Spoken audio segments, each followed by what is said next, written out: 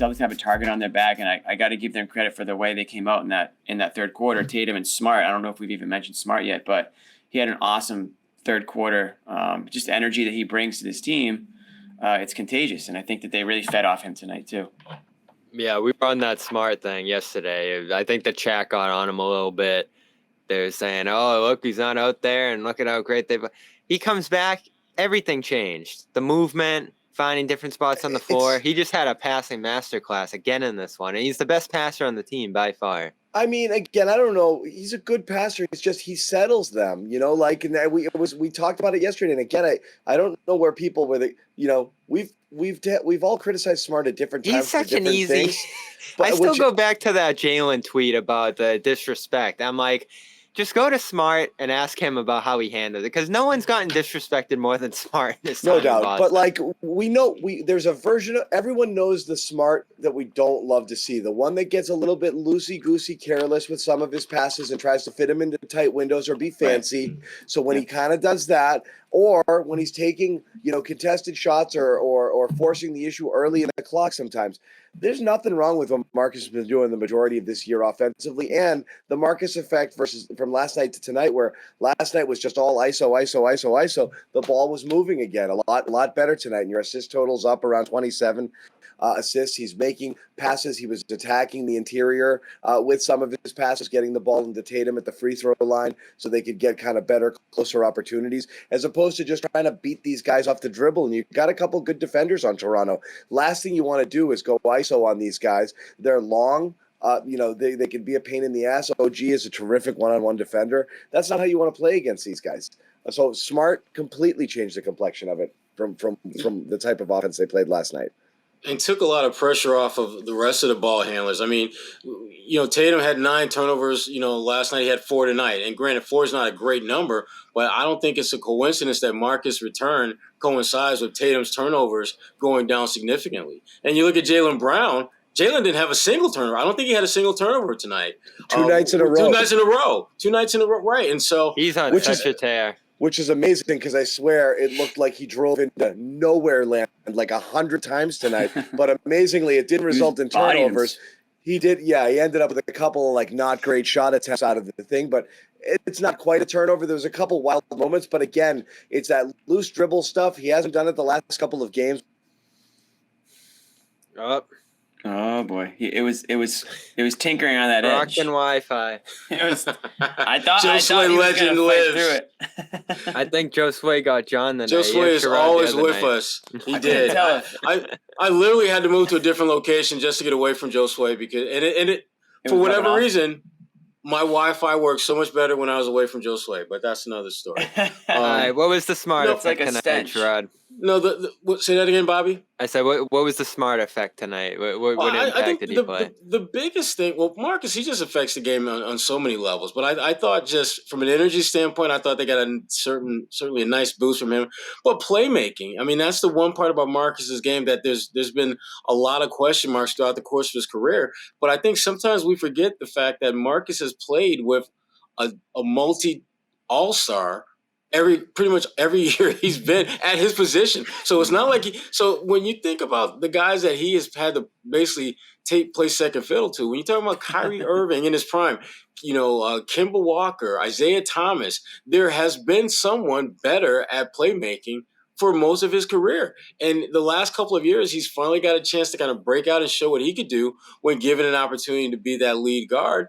And I don't think it's coincidence that, again, the Celtics, since the last couple of years, looking at last season and where they are now, this is probably the best stretch that this franchise has had since Marcus became a Celtic. 2 wins away from getting an NBA title, and now you've got the best record kind of running away with things a little bit in the NBA. And Marcus's playmaking has a lot to do with that. He's just playing the game the right way. I mean, he's not forcing nearly as many bad shots. He's still going to have those moments, because that's just who Marcus is. But they're fewer and farther between now than we've seen in the past. And I think a lot of it has to do with the fact that Marcus is recognizing the fact that when he's on the floor, he's usually around at 3 or 4 guys who can score the ball as well or better than he can. So if that's the case, You figure out what the hell you can do to help the team. And for him, it's setting those guys up. It's getting the ball in position where they can be effective. And knowing that if things are moving the way they should offensively, the ball is going to find its way back to you for a wide open shot. He saved Tatum's game tonight. I thought Tatum struggled so much early, over dribbling, indecisiveness against the passing lanes. The Raptors were all over those and forcing turnovers. And Smart, you're just able to dump it to him, and he can set up a play on the fly. He's so creative. I think we've used that word to describe him before in terms of how he sets up offense. Him and Tatum have this nice feel for each other in the two-man game. And they just ran that into the ground in that third quarter. What was the third? 35 to 18 something ridiculous there. 35 to 18. That was maybe their best quarter all year. And so much of it was Tatum, Smart, two-man game. It was dominant last year. It's still dominant this year whenever they pull it out. Tatum screening for Smart, rolling, cutting, and Smart finds him. He's such a good passer. I think Smart is a lot more comfortable and confident with who he is as a basketball player. Yes. And he's not forcing things as much. He's not trying to do things outside of what he should be doing. And yeah, he took 8 threes tonight. And that's just honestly something that I think we just need to come to expect now. It's the new NBA. Guys are going to be shooting threes way more often than, years ago even. So that's fine. I mean, he hit 4 of them. So no one's going to complain with 4 for 8 from 3. So, I mean, it's completely fine. But, Bobby, you touched on it, or Sherrod, you touched on it. Just the fact that he's out there playing with guys like Tatum and Brown, established scores. He doesn't need to go out there and try to score 25 points a game. He needs to score, or he needs to shoot when it makes sense to, but he really needs to facilitate, get the guys in position where they need to be, pace them. If, John said, kind of like set the tempo a little bit out there, and be the energy guy. He took an awesome charge in a really key moment tonight off of a pass, I think it was from Siakam. Just some great plays in that third quarter. Big play. Yeah. Big play.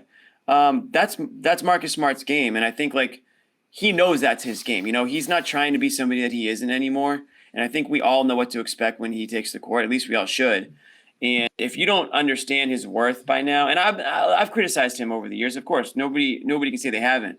But if you can't understand his worth and the whole winning plays spiel, then you just aren't paying attention, because it's fairly obvious when he's on the court what he's able to do to unlock some of these guys out there.